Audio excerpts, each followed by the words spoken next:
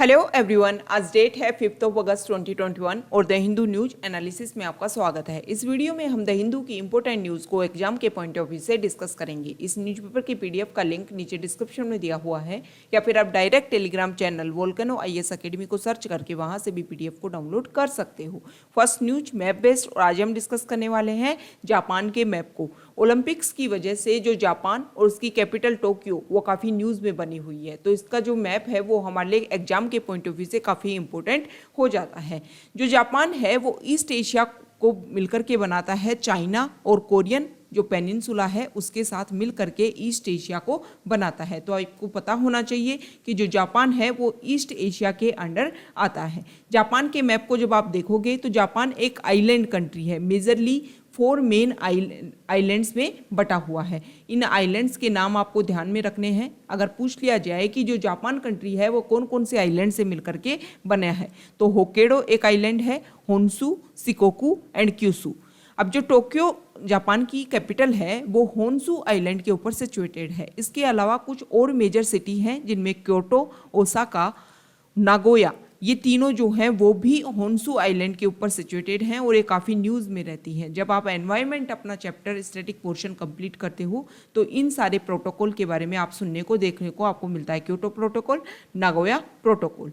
Next है Hiroshima and Nagasaki. ये भी वर्ल्ड वार सेकेंड के टाइम काफ़ी न्यूज़ में रहे थे क्योंकि यहाँ पर बॉम्ब गिरा दिए गए थे। तो हिरोशिमा जो है वो होन्शु आइलैंड पर है और जो नागासाकी जो है वो क्यूशू आइलैंड के ऊपर सिचुएटेड है। चारों तरफ अगर देखें तो पानी से घिरा हुआ है, आइलैंड तभी तो है ना, चारों तरफ पानी से घिरा हुआ है। तो sea of Okhotsk, sea of Japan, Philippine sea and Pacific ocean. इसके अलावा जापान के नॉर्थ में अगर हम देखोगे तो यहाँ पर ये जो आइलैंड्स हैं ये है कुरिल आइलैंड्स। इन कुरिल आइलैंड्स में ये जो छोटे छोटे जो आइलैंड जो जापान के पास सिचुएटेड हैं, इन पे रशिया भी अपना क्लेम करता है और जापान भी अपना क्लेम करता है। तो ये जो एरिया है वो डिस्प्यूटेड टेरिटरी है, ये आपको ध्यान में रखना है। नीचे यहाँ पर ये ईस्ट चाइना सी है, यहाँ पर ये येलो सी है और ये चारों तरफ से जो जापान है वो पानी से घिरा हुआ है। अब हम द हिंदू की जो इंपॉर्टेंट न्यूज़ है उनको डिस्कस कर लेते हैं। फर्स्ट न्यूज़ टोक्यो ओलंपिक्स को लेकर के ही है।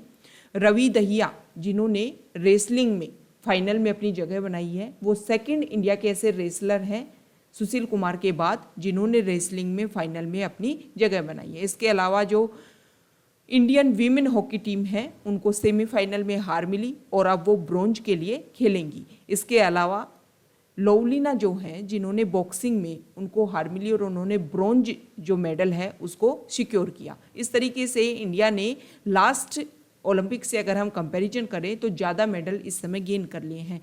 2016 में जब रियो डी जेनेरियो में ओलंपिक्स हुए थे उस समय इंडिया ने ओनली 2 मेडल सिक्योर किए थे। एक medal silver medal PV Sindhu के द्वारा और एक ब्रोंज मेडल साक्षी मलिक के द्वारा। नेक्स्ट न्यूज देखो, हमारे यहाँ पर पार्लियामेंट का मानसून सेशन चल रहा है और उसमें बोला गया कि आप फार्मर्स जो प्रोटेस्ट चल रहे हैं उन बिल के ऊपर आप डिस्कशन कर सकते हो। लेकिन जो अपोजिशन पार्टी है उन्होंने वेंकैया नायडू के इस बात को लेकर के उन्होंने विरोध कर दिया। विरोध इसलिए कर दिया कि पिगेसस स्पाईवेयर जो है वो प्रेजेंट टाइम में ज़्यादा इंपॉर्टेंट है, क्योंकि सिक्योरिटी लेवल की अगर हम बात करें कंट्री की पूरे वर्ल्ड के कंपैरिजन में तो पिगेसस स्पाईवेयर ने स्पेशली 142 हमारे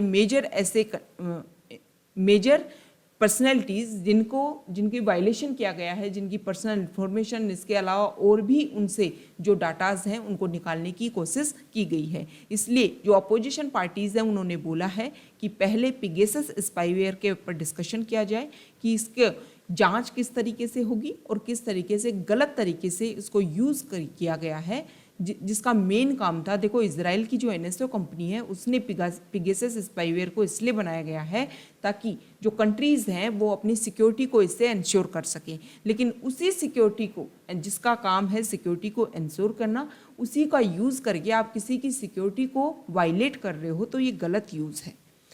नेक्स्ट न्यूज देखो, दिल्ली UT, आपको पता है कि दिल्ली में जो वहाँ के LG और जो वहाँ की इलेक्टेड गवर्नमेंट है उनके बीच में रेगुलर टसल चलता रहता है। अब क्या हो रहा है कि वहाँ के जो LG हैं अनिल बैजल, उन्होंने क्या किया कि वहाँ की जो इलेक्टेड गवर्नमेंट है उनको बताए बिना ही दिल्ली यूटी के जो ऑफिसर्स हैं उनके साथ मीटिंग करके कोविड को किस तरीके से थर्ड वेव का देखो आशंका बताई जा रही है कि थर्ड वेव से हम कैसे निपट सकेंगे। इसके अलावा लिक्विड मेडिकल ऑक्सीजन को लेकर के किस तरीके से वर्क किया जा रहा है, इन सब की मीटिंग की। तो अरविंद केजरीवाल ने अनिल बैजल को बोला है कि आप ये कर सकते हैं कि इलेक्टेड गवर्नमेंट को साथ लेकर के आप ये मीटिंग कर सकते हैं।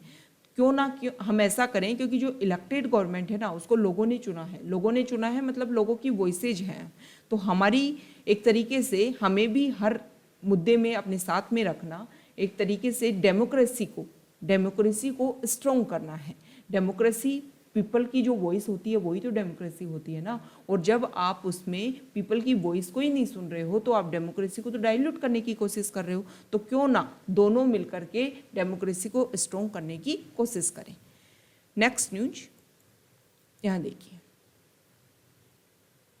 फ्रंट पेज पर एक न्यूज है हमारे यहाँ पर, लोकसभा में एयर क्वालिटी कमीशन बिल को पास कर दिया गया है। एनसीआर नेशनल कैपिटल रीजन और इसका जो एडजॉइनिंग रीजन है वहाँ पर अगर एयर पोल्यूशन से रिलेटेड कोई भी परेशानी होती है तो उसको अब सोल्व किया जाएगा। ये जो कमीशन बनाया गया है, commission for air quality management for national capital region and adjoining areas. इस कमीशन में बहुत सारे मेंबर्स होंगे और ये जो बॉडी है एक फुल टाइम इसमें चेयरपर्सन होगा। इसके अलावा जो मेंबर्स होंगे उसमें सेवरल मिनिस्ट्रीज से रिप्रेजेंटेटिव्स होंगे, इंडिपेंडेंट एक्सपर्ट्स होंगे और ये जो भी अंतिम निर्णय देंगे ना, मतलब यहाँ पर जो भी इश्यूज हैं उनको सोल्व करने के लिए पॉलिसी बनाएंगे, पॉलिसी इवोल्व किया जाएगी और इनका कहा हुआ स्टेटमेंट फाइनल से होगा। नेक्स्ट न्यूज इसी को लेकर के है कि एनसीआर में ये कमीशन बनाया जा रहा है, एयर क्वालिटी कमीशन। इसी को लेकर के एक कंसर्न है। लास्ट ईयर जब फार्म प्रोटेस्ट चल रहा था तो उसी समय गवर्नमेंट ने डिसाइड कर लिया था कि जो एक नया बिल लेकर के आया जाएगा और उस बिल में ये कोशिश की जाएगी अगर फार्मर्स के द्वारा कोई भी पोल्यूशन फैलाने की कोशिश की जाती है या फिर स्टेबल बर्निंग की जाती है जिसकी वजह से एनसीआर वाले रीजन में काफ़ी एयर क्वालिटी बिगड़ जाती है तो उनके ऊपर अब पनिशमेंट लगाया जाएगा। ओके, ये बात पिछले साल बोली गई थी और उसी को ध्यान में रखकर के ये एयर कमीशन बिल लाया गया है। तो इस आर्टिकल में ये बोला गया है कि देखो स्टेबल बर्निंग का जब तक आप अल्टरनेटिव को इम्प्लीमेंट नहीं करोगे तब तक आप जो भी बिल लेकर के आओ वो अच्छे से वर्क नहीं कर पाएगा। अगर आप सिर्फ बिल इसीलिए लेकर के आ रहे हो कि फार्मर्स के ऊपर हमें पनिशमेंट इम्पोज करना है तो ये गलत रीज़न है, गलत तरीका है। सबसे पहले आपको स्टेबल बर्निंग को लेकर के उसका अल्टरनेटिव ढूंढने की आवश्यकता है। यहाँ पर 3 सॉल्यूशन की बात की गई है कि 3 सॉल्यूशन के आधार पर आप अल्टरनेटिव दिए जा सकते हो कि फार्मर्स को ये 3 अल्टरनेटिव दो जिसके आधार पर वो स्टेबल बर्निंग को कम कर सकें। जैसे कि if just by penalizing farmers stable burning could be stopped, we should have been able to end it by now. We have evidence that in areas where alternatives are implemented, fire incidents have come down. इसमें बोला गया है कि जब हमने alternatives देने की कोशिश की है फायर इंसिडेंट्स बहुत ज़्यादा कमी आई है। यहाँ पर 3 सॉल्यूशन की अगर हम बात करें तो जो फर्स्ट सॉल्यूशन है वो है इन सिटू ट्रीटमेंट, मतलब आपका जो भी स्टेबल होता है उसको आप अपने खेत में ही जो सोइल है उसमें मिक्स कर दें। दूसरा होता है एक्सिटिव ट्रीटमेंट, इसमें बहुत सारी जो कंपनीज हैं वो आपके स्टेबल को इस समय खरीदने लग गई हैं। और तीसरा है चेंजिंग क्रॉपिंग पैटर्न, कि इस तरीके की क्रॉप उगाई जाए जिसमें जो स्टेबल है वो कम से कम प्रोड्यूस हो सके। तो देखो जो last one being deeper and more fundamental solution, जो सबसे लास्ट वाला है वो सबसे फंडामेंटल सॉल्यूशन इसमें माना गया है। इंसिटिव मैनेजमेंट में आप ये देख सकते हो कि खेत में ही जो स्टेबल है उसको मिक्स किया जाए, इसके लिए मशीनरी वर्क चाहिए और मशीन के लिए क्या चाहिए कि आपको शुरुआत में कुछ इन्वेस्ट करना पड़ेगा अपने खेत के लिए। तो इसके लिए लोगों के पास पैसा नहीं है तो गवर्नमेंट इसके लिए कवर कर सकती है कि देखो जो एवरीवन है उसको मशीन नहीं दी जा सकती, लेकिन गवर्नमेंट इस तरीके की कोई स्कीम निकाले, इस तरीके की कोई पॉलिसी निकाले कि एवरीवन उस पॉलिसी का यूज कर सकें। और ये जो स्टेबल बर्निंग मेजर प्रॉब्लम है, क्योंकि देखो इसकी वजह से पोल्यूशन तो होता है और पोल्यूशन इतना होता है कि एनसीआर वाला जो रीजन है वहाँ पर विंटर के समय में इतनी हालत ख़राब हो जाती है, एनवायरनमेंट इतना ख़राब हो जाता है कि वहाँ सांस लेना भी दूभर हो जाता है। तो इसका अल्टरनेटिव ढूंढने की तो सख्त आवश्यकता है। ओके, नेक्स्ट न्यूज यहाँ देखिए। देखो, हाईकोर्ट ने बोला है कि दिल्ली हाईकोर्ट ने ये बात बोली कि लिक्विड मेडिकल ऑक्सीजन है उसके लिए एक बफर स्टॉक क्रिएट करने के लिए बोला गया था। सेंटर ने बोला था कि हम एक बफर स्टॉक क्रिएट करेंगे, मतलब उसको दिल्ली के द्वारा भी यूज़ किया जाएगा और सेंटर के द्वारा भी उसको यूज किया जा सकता है, क्योंकि थर्ड वेव आने वाली है और इसी के आधार पर इस बफर स्टॉक की बात की गई है दिल्ली हाई कोर्ट के द्वारा। पहले सुप्रीम कोर्ट ने ये बोला था दिल्ली को, और जो दिल्ली गवर्नमेंट और सेंटर को ये डायरेक्शन दी थी कि आप कैपिटल में लिक्विड मेडिकल ऑक्सीजन को लेकर के बफर स्टॉक क्रिएट कीजिए, और इसी क्रिएशन को लेकर के क्वेश्चन उठाया गया है दिल्ली हाई कोर्ट के द्वारा। नेक्स्ट न्यूज, आसाम में जो टी प्लांटर्स हैं उनकी हालत काफ़ी ख़राब हो गई है। ख़राब होने का कारण एक है, एक तो वहाँ के जो लेबरर्स हैं उनका उन्होंने डेली वेजेस को हाइक कर दिया है। दूसरा, जो टी प्लांटिंग है उसमें इन्वेस्टमेंट भी ज़्यादा मांगने लग गया है। टी का जो एक तरीके से आप ये मान सकते हो कि ये जो इंडस्ट्री है ना वो सर्वाइवल करने के लिए बहुत ज़्यादा स्ट्रगल कर रही है। प्राइस जो रेजुलेशन है वो अगर 2020 से आप कंपैरिजन करोगे तो टी के जो प्राइस हैं वो 18% तक डिप आ गए हैं, मतलब इतना पैसा नीचे चला गया है। अगर आप 1 किलो टी बेच रहे हो तो लगभग आपको बहुत ज़्यादा कमी होने लगी है, मतलब पहले जो पैसा था, पहले जो प्राइस था उससे काफ़ी कम आ गया है। इसके अलावा जो वेजेस में हाइक किया है और fertilizers, pesticide, diesel, natural gas, coal, transportation, इनमें भी खर्चा ज़्यादा आने लग गया है, क्योंकि डीजल ये वाले जो हैं ये हमने पहले भी देखा कि फर्टिलाइजर्स जो है वो इंडस्ट्री भी हमारे इंडिया में फर्टिलाइजर्स काफ़ी महंगे बिक रहे हैं। महंगे बिकने के बहुत सारे कारण हैं कि विदेशों से जो हम इंपोर्ट करते थे उस इंपोर्ट में कमी आ रही है, इसकी वजह से फर्टिलाइजर्स के जो प्राइजेस हैं वो काफ़ी ज़्यादा इंक्रीज हो रहे हैं। इंडियन एक्सप्रेस का जो हम एनालिसिस करते हैं उसमें इसके बारे में स्पेशल आर्टिकल आया था फर्टिलाइजर्स को लेकर के, और उसमें कारण बताया गया था कि चाइना से हम इंपोर्ट करते हैं, इसके अलावा बेलारूस से हम इंपोर्ट करते हैं, वहाँ पर बहुत सारे कारणों की वजह से इंडिया में फर्टिलाइजर्स नहीं आ पा रहे हैं, जिसकी वजह से फर्टिलाइजर्स की जो प्राइजेस हैं वो काफ़ी ज़्यादा अप जा रही हैं। डीजल के प्राइजेस काफ़ी अप जा रहे हैं, इसकी वजह से जो ट्रांसपोर्टेशन है उसमें खर्चा ज़्यादा आएगा। तो इन सारी वजह से जो टी इंडस्ट्री है उसमें काफ़ी नुकसान देखने को मिल रहा है। कल हमने डिस्कस किया था इंडियन एक्सप्रेस में ही कि पोल्ट्री इंडस्ट्री को कोविड की वजह से क्या नुकसान हुआ, और आज हम टी प्लांटर्स को देख लीजिए। टी इंडस्ट्री जो है उसको भी काफ़ी नुकसान हुआ है, स्पेशली आप कोविड की वजह से भी इसको मान सकते हो। नेक्स्ट न्यूज यहाँ देखिए। देखो, इस बार ओलंपिक जो चल रहे हैं उसमें बताया गया है कि स्विमिंग में काफ़ी नए रिकॉर्ड बनाए गए हैं, जैसे कि 3 कंपटीशन की इसमें बात की गई है। Women 100 metre backstroke, women 100 metre freestyle and man 200 breaststroke, इसमें काफ़ी नए वर्ल्ड रिकॉर्ड्स बनाए गए हैं। नेक्स्ट न्यूज यहाँ देखिए। देखो, ट्विटर के खिलाफ में एक बात बोली गई है। गवर्नमेंट ने बोला कि ट्विटर ने जो नेचुरल जस्टिस का जो प्रिंसिपल होता है उसको वायलेट किया है। जैसे कि ये जो ट्विटर है एक माइक्रो ब्लॉगिंग कंपनी है और एक इस माइक्रो ब्लॉगिंग प्लेटफॉर्म का यूएस में हेडक्वार्टर है।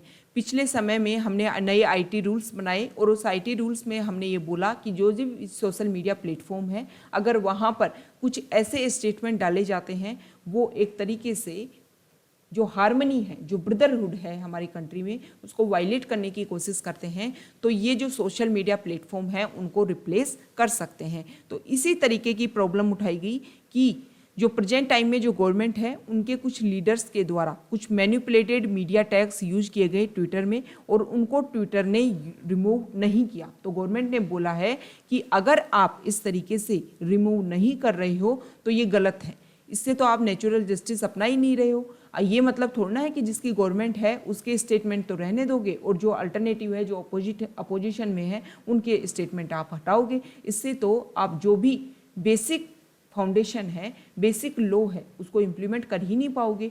नेक्स्ट न्यूज देखो।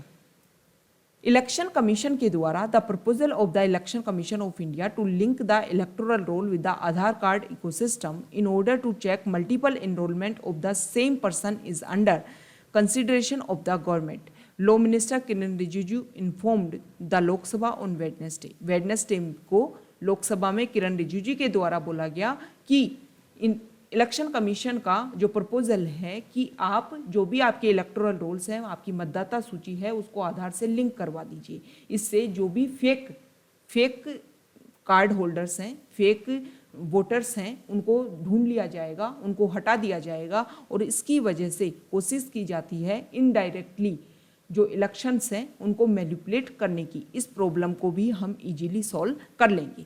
नेक्स्ट न्यूज एक एयर क्वालिटी कमीशन बिल को लेकर के है। इस आर्टिकल में ये बोला गया है कि किस तरीके से चेयरपर्सन इसमें बनाया जाएगा। और ये जो बिल है, ये जो बॉडी है एयर क्वालिटी कमीशन बॉडी, ये पहली बार अक्टूबर 2020 में एक ऑर्डिनेंस के थ्रू इसको लाया गया था। अब जब ऑर्डिनेंस आता है तो आपको पता होना चाहिए कि जब भी दोबारा से पार्लियामेंट मिले तो पार्लियामेंट मिलने के 6 सप्ताह के अंदर अंदर इसके ऊपर वर्क होना चाहिए। लेकिन जब बजट सेशन आया उस समय ज़्यादा समय तक जो पार्लियामेंट है वो वर्क नहीं कर पाई, इसलिए इसके ऊपर डिस्कशन नहीं हो पाया। तो कुछ समय के बाद में ये खुद ही खत्म हो गया और दोबारा से अप्रैल में दोबारा से प्रेसिडेंट के द्वारा इसका ऑर्डिनेंस लाया गया। प्रेजेंट टाइम में अब इसके ऊपर डिस्कशन किया गया है और इसको पास कर दिया गया है। नेक्स्ट न्यूज, पार्लियामेंट की बार बार ये न्यूज़ देखने को मिल रही है कि बहुत कम समय में बहुत सारे बिल वहाँ पर पास किए जा रहे हैं। जैसे राज्यसभा में 3 बिल 1 घंटे में पास कर दिए गए विदाउट एनी डिस्कशन। ये मेजर प्रॉब्लम है। इस तरीके से आप अगर अपोजिशन को शामिल नहीं कर रहे हो ना कोई बिल लाने में, तो उसका मेजर इशू बाद में आपको देखने को मिलेगा। क्योंकि फार्म बिल जो हैं उनको बारे में यही तो आरोप लगाया जाता है ना कि उनमें प्रॉपर तरीके से डिस्कशन ही नहीं किया गया। और जब डिस्कशन नहीं किया गया तभी तो ये मेजर प्रॉब्लम सामने आ रही है। नेक्स्ट न्यूज देखो, जम्मू एंड कश्मीर को लेकर के ये बोला जा रहा है कि जब तक वहाँ पर इलेक्टेड गवर्नमेंट नहीं आएगी तब तक वहाँ पर जो भी राइट्स अब्यूजिव वर्क चल रहा है उसके ऊपर हम अच्छे से वर्क नहीं कर पाएंगे। ये रिपोर्ट आई है और इस रिपोर्ट में बोला है जब जम्मू एंड कश्मीर ने अपने 2 साल कंप्लीट कर लिए हैं एज ए यूटी, तो इसमें बोला गया है कि जल्द से जल्द वहाँ पर हमें इलेक्टेड गवर्नमेंट लानी होगी और जो एलजी का जो एडमिनिस्ट्रेशन है उसको वर्क किया जाए, लेकिन हमें वहाँ पर जो ह्यूमन राइट्स अब्यूजिव वर्क चल रहा है उसको कम करने के लिए इलेक्टेड गवर्नमेंट वहाँ पर लानी ही होगी।